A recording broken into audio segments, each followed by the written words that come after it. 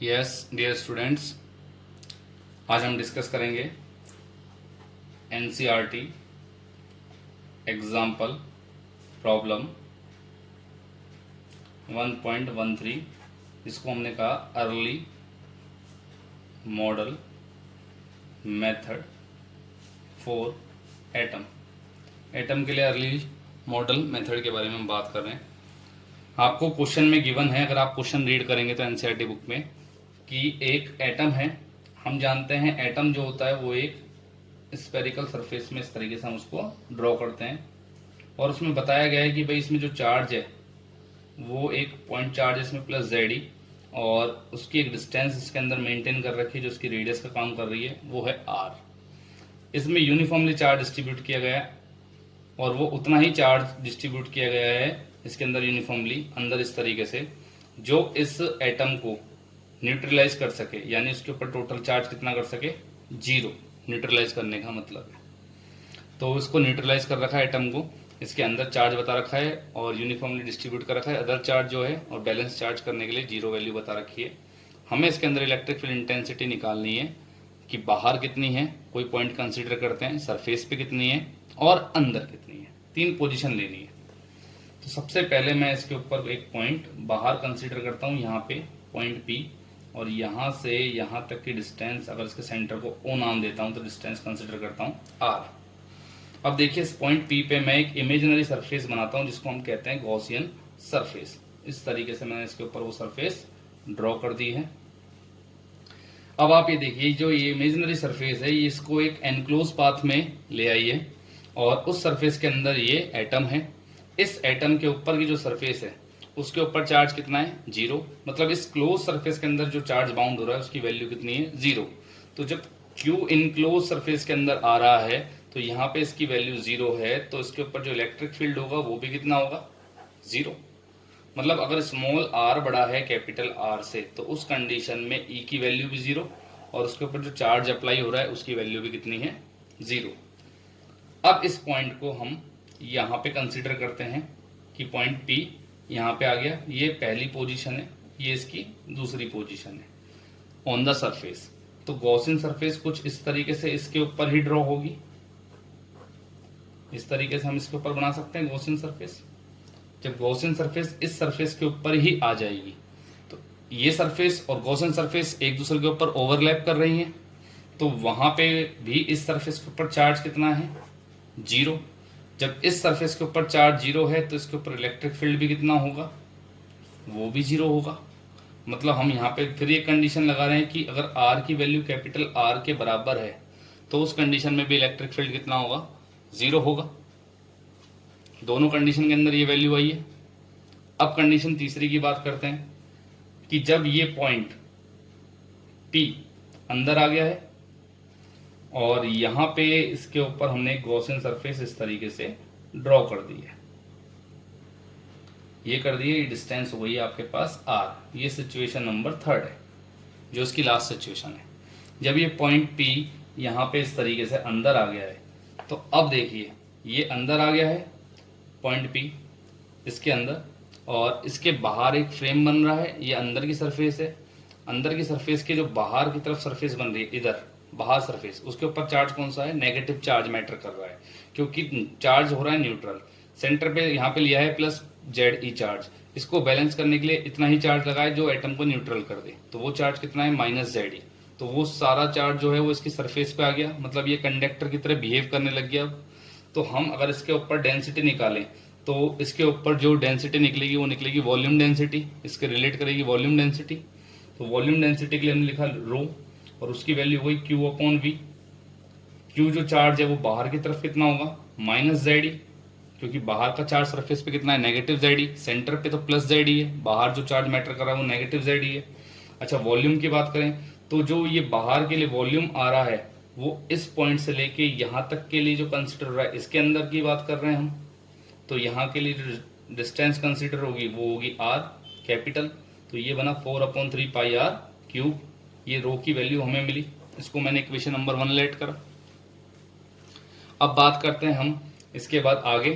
तो electric field जो होता है, अगर हम उसको एरिया से मल्टीप्लाई करा दें तो वो किसके इक्वल होता है, फ्लक्स के।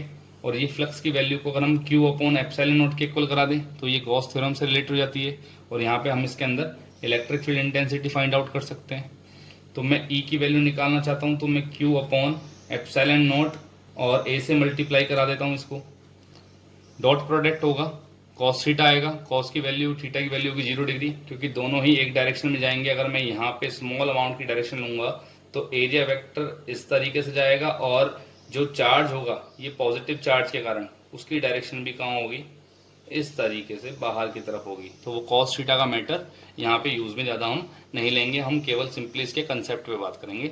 ई की वैल्यू हो गई Q upon epsilon not into A. Yes, तो बात करते हैं यहाँ पे Q की वैल्यू की।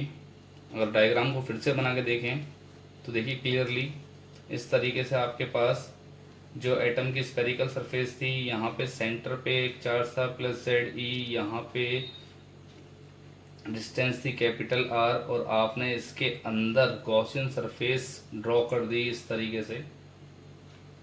इस सरफेस पे आपने एक पॉइंट ले लिया, यहाँ पे P, डिस्टेंस हो गई स्मॉल r। अब बाहर जो यहाँ चार्ज है वो यूनिफॉर्मली चार्ज होगा इसको न्यूट्रलाइज करने के लिए पूरे एटम को। तो ये चार्ज जो अंदर जब प्लस जेड ई है तो ये चार्ज होगा आपके पास माइनस जेड ई, क्योंकि सरफेस पे जो चार्ज है वो क्या है, 0। तो अब हम देखते हैं सबसे पहले तो कि यहाँ पे टोटल चार्ज कितना होगा, जो Q टोटल होगा वो कितना है। अब हम देखते हैं Q इनसाइड कितना है, वो तो है ZE और वो है पॉजिटिव का, और Q आउटसाइड कितना है, मतलब यहाँ वाली सरफेस में Q चार्ज कितना फैला हुआ है इस गॉसियन सरफेस के बाहर और इस मेन सरफेस से अंदर की तरफ। तो ये निकालेंगे हम रो इंटू वी से। रो की वैल्यू हमने पहले भी निकाली हुई है, तो उस वैल्यू को हम यहाँ पे यूज में लेंगे।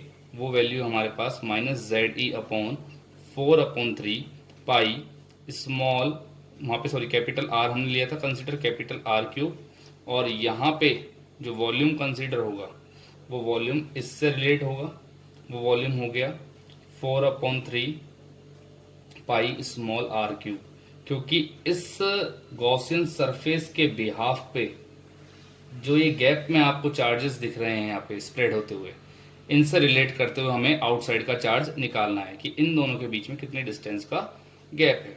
तो यहाँ पे उससे रिलेटेड हम चार्ज को निकाल रहे हैं। तो यहाँ पे इसके लिए तो हमने कंसीडर पहले ही कर रखा था कैपिटल आर डिस्टेंस के लिए, और इस डिस्टेंस को हमने लिया था स्मॉल आर के लिए।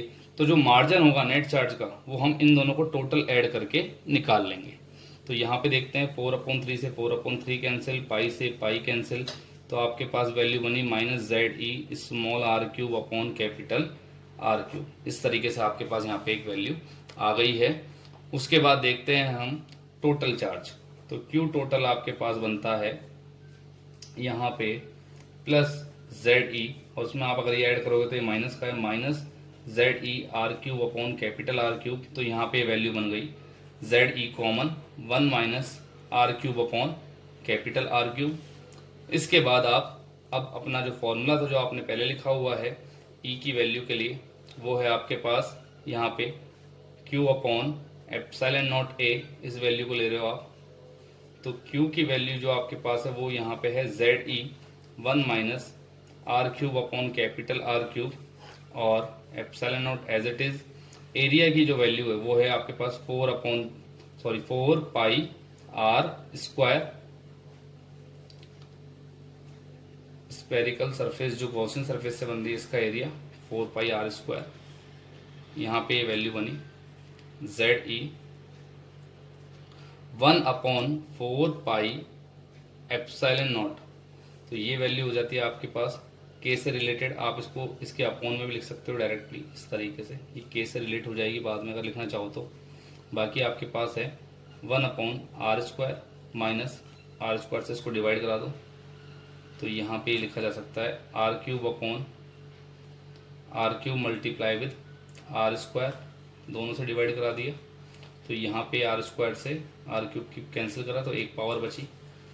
तो यहाँ पे हम इसको लिख सकते हैं E equal to Z E upon 4 pi epsilon not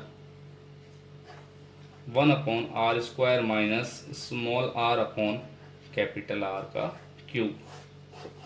ये इलेक्ट्रिक फील्ड की वैल्यू आपको मिलेगी एटम के अंदर जब कोई पॉइंट पी आप लेके आओगे, गॉसियन सरफेस ड्रॉ करोगे, मतलब स्मॉल आर बहुत छोटा है कैपिटल आर के कंपैरिजन में, तो ये उस कंडीशन के लिए इलेक्ट्रिक फील्ड इंटेंसिटी की वैल्यू है। Thank you.